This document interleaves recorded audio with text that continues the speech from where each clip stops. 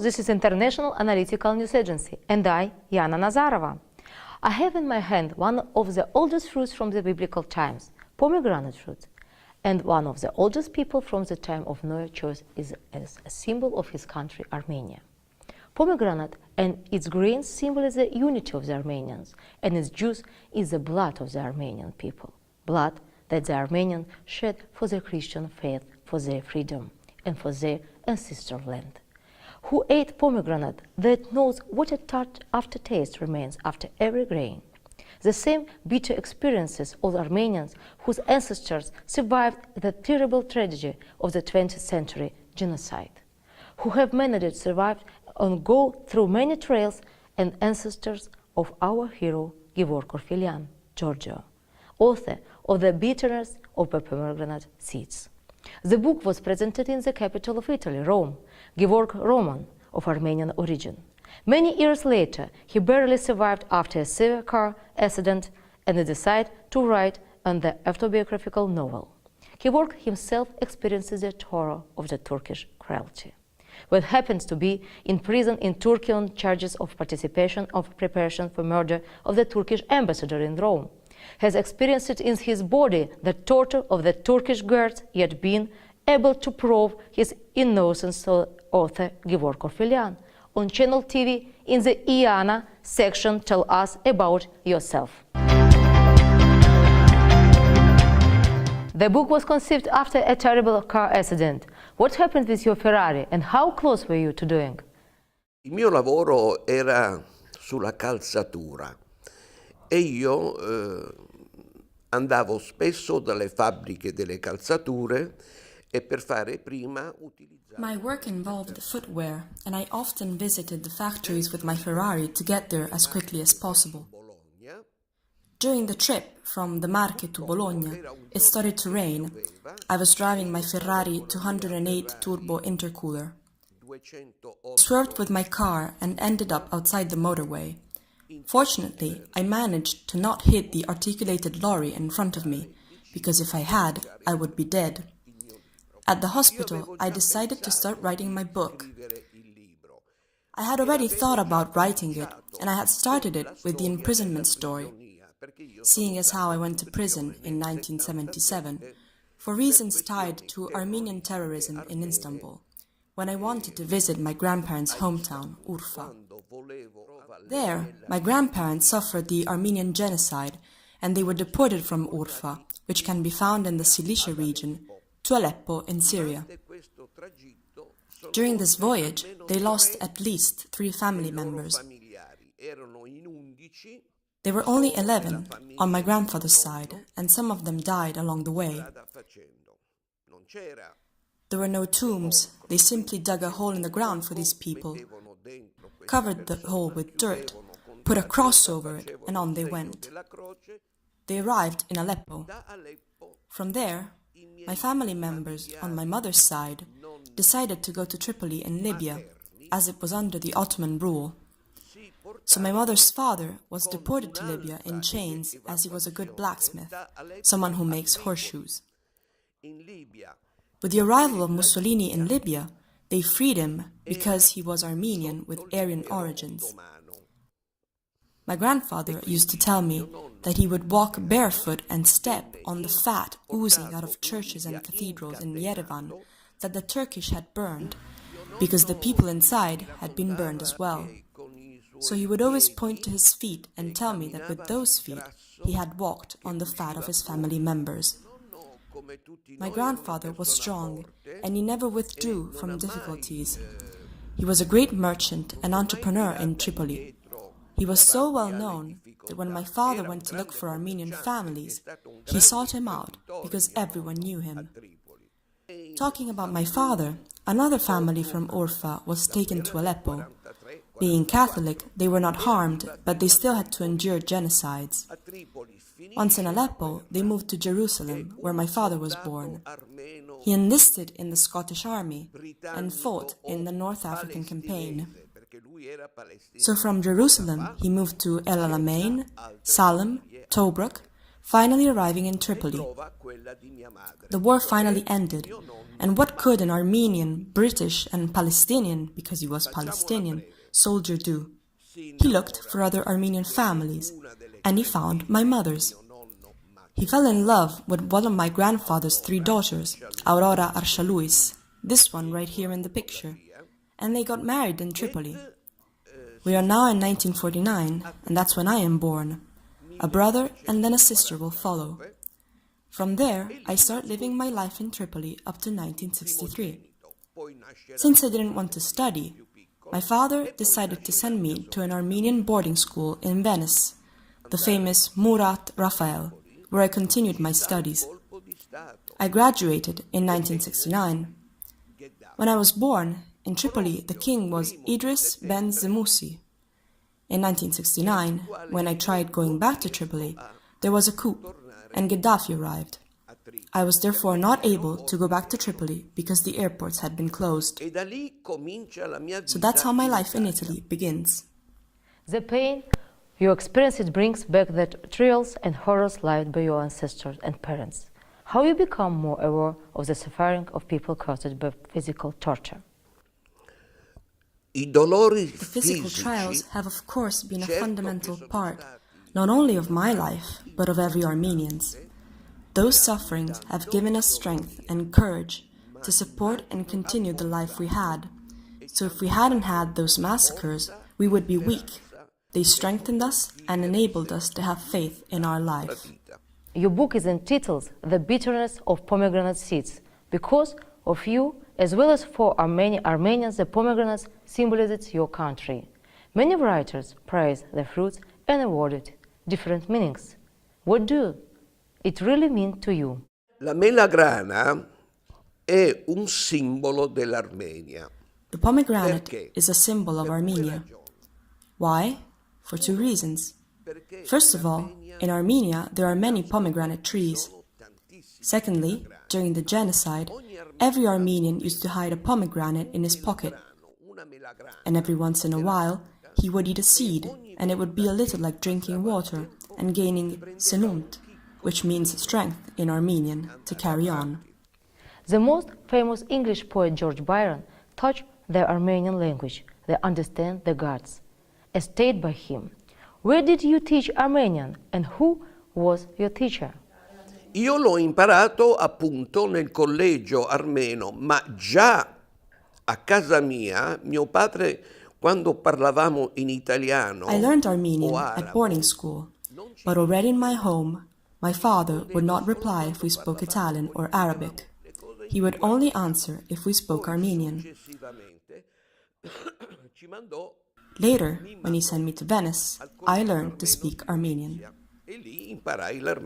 Why don't you consider the Armenian genocide the last crime against humanity? What do you mean about it? Ora, qui c'è There's a big problem here. The main problem is Turkey's and Erdogan's denialism. Erdogan, even now, continues to say that no genocide took place, no massacre, and that the Armenians were deported only because of the war. This is false, and it goes against many things.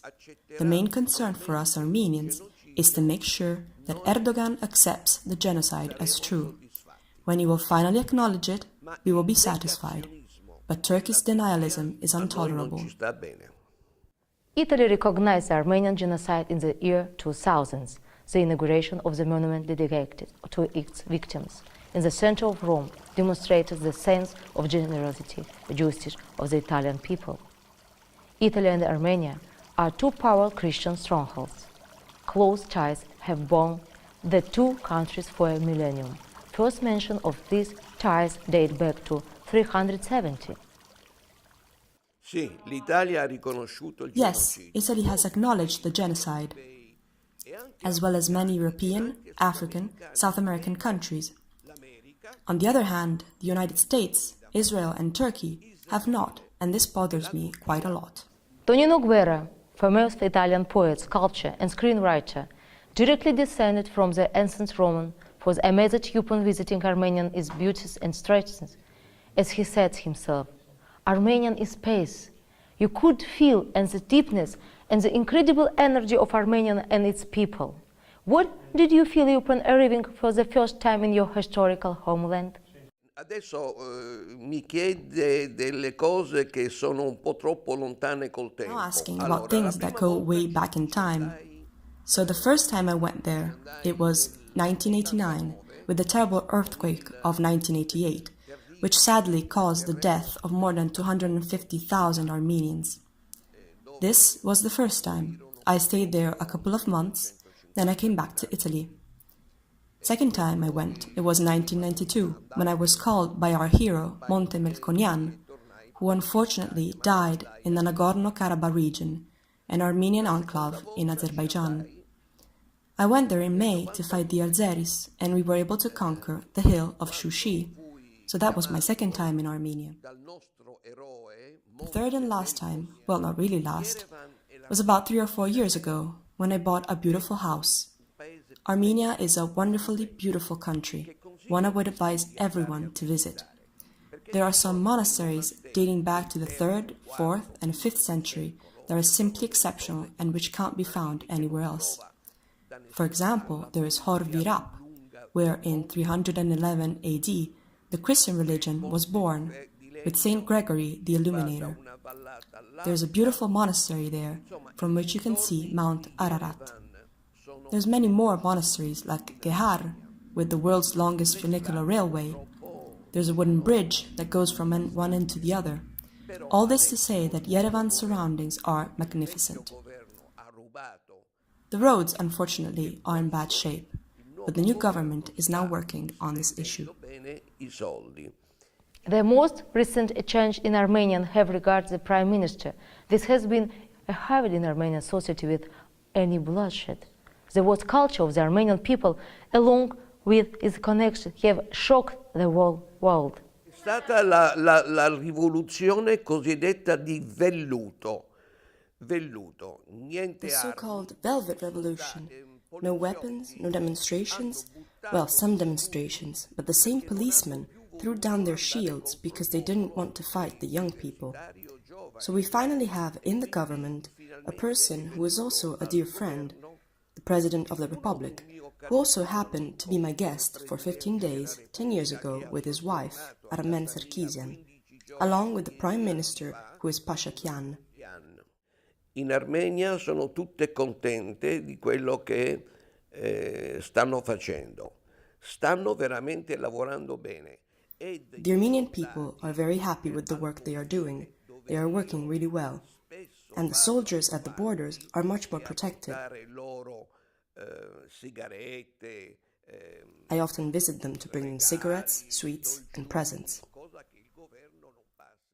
How do you see Armenia in the near future? Can you see the country's potential? Ma lo vedo che i turisti continueranno e aumenteranno a venire in Armenia. I think tourism will continue to grow. Unfortunately, we don't have oil, but we will once we conquer another piece of Azerbaijan.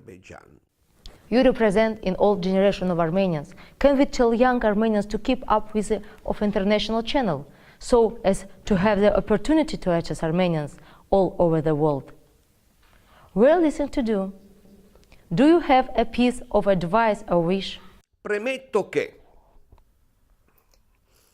First of all, 60, 70, or 75 years of Soviet Union have negatively impacted the minds and hearts of Armenians.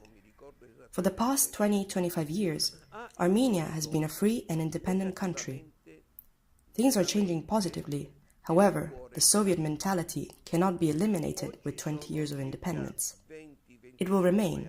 We will need 20 or perhaps 40 more years to eliminate the Soviet drive. It's not like those born today or who are 22 years old are not Sovietic. It's still inside you from your father and grandfather. I can't say anything to young people except be brave, be good Armenians, which they are. Every Armenian knows the national hymn by heart.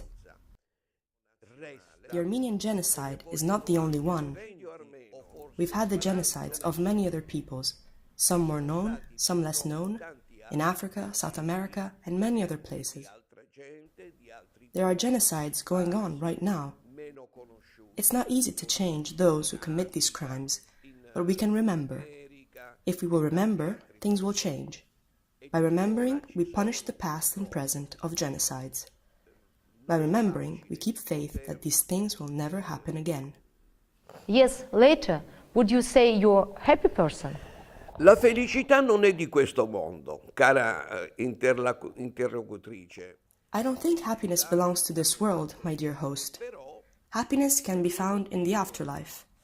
However, I will say that I found fulfillment in my work and loving my country. Happy is a heavy word. I think we can only be happy when we join God. That is true happiness.